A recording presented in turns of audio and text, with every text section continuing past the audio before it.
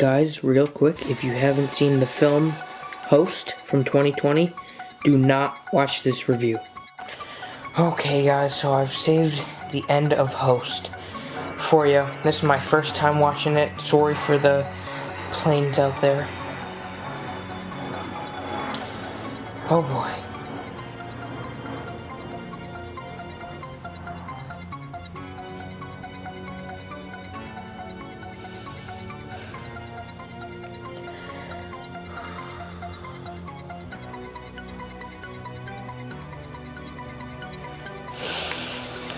Oh my god, guys. This is so hard to watch.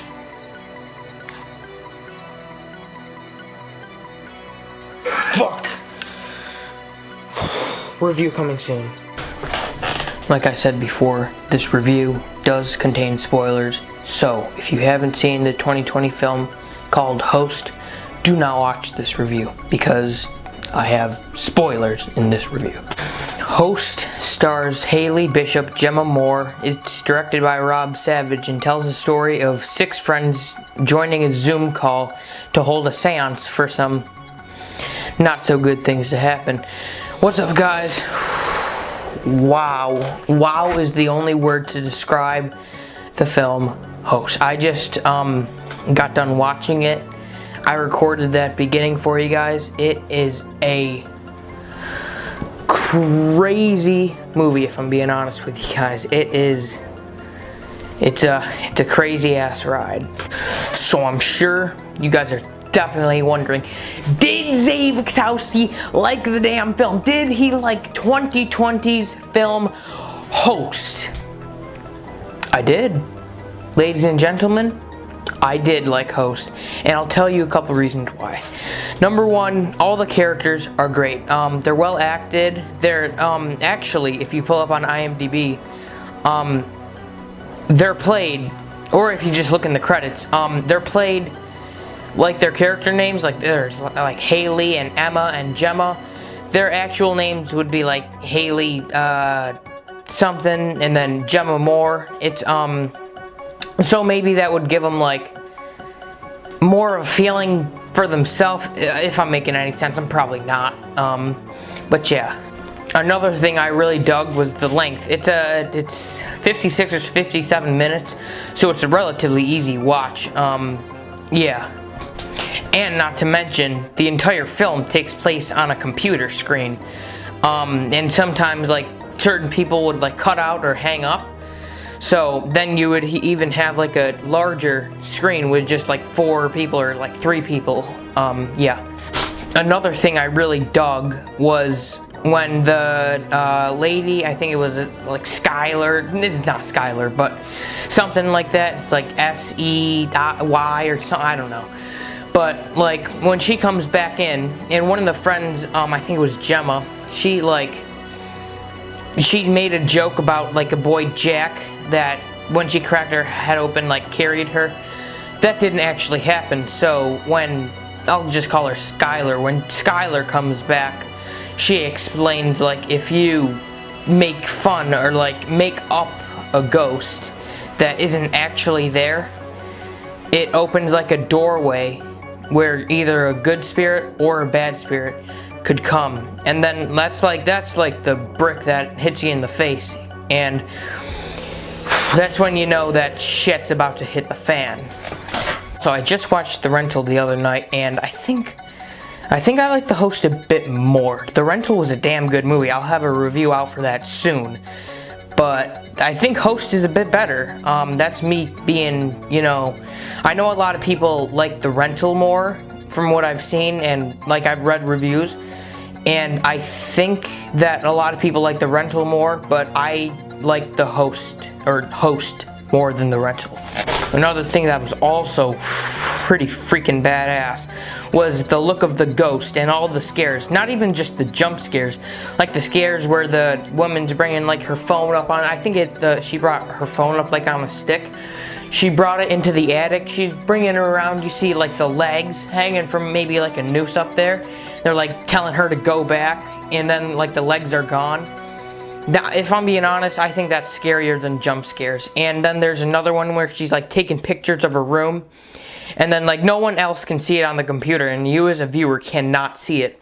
But when the picture comes out of the camera that she took a picture of, you can see there's like I think it's like a woman hanging on a noose over there. It is, those two things are scarier than any jump scare you could ever show me. And then the final jump scare, when she's like, what I showed you on the television, when she's like taking pictures and the flash keeps lighting up, you know it's coming, but it still scares the shit out of you, like it did me. You flash it and then the demon comes right into the camera. Then it just shows you like the camera hanging up on the Zoom call. And it's just, whew, scary. And the jump scares in this movie, like normally jump scares are fine, but like when they're overused, none. They become old. They don't become scary at all. They're not scary anymore because you know what's coming. But these jump scares are utilized very well. They're coming sometimes, but they'll still scary. And you know it's a damn good jump scare when it still scares you and you know it's coming.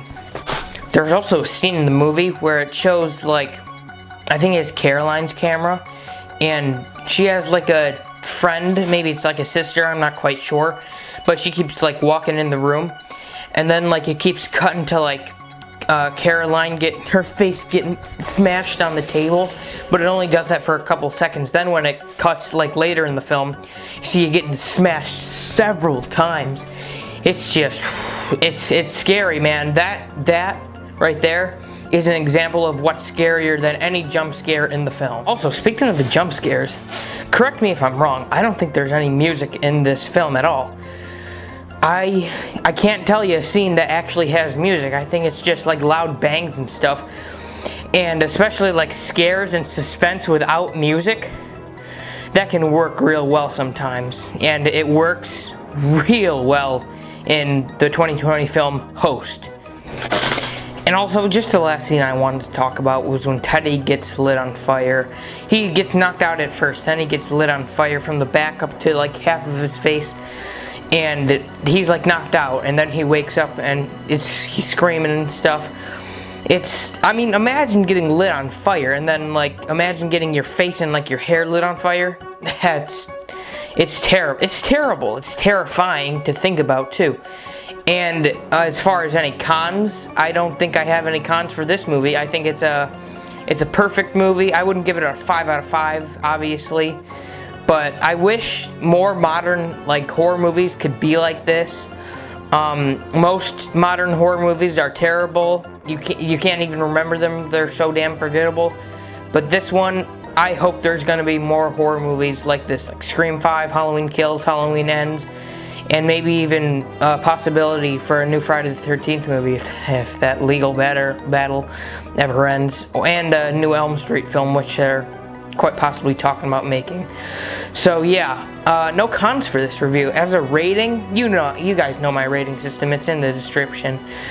I think I have to give it a purchase it. Obviously not The Great Pumpkin. I give that to like perfect films, like the greatest of all time films. And I'd say this film is pretty fantastic. For an out of 5 rating, I'd give this one a 4.6 out of 5. It is that effective and scary. And out of 10, that would obviously be like a 9.1 out of 10. And then out of 100, it'd be maybe an 89 out of 100. And then I'd give it a 90%. And it's a great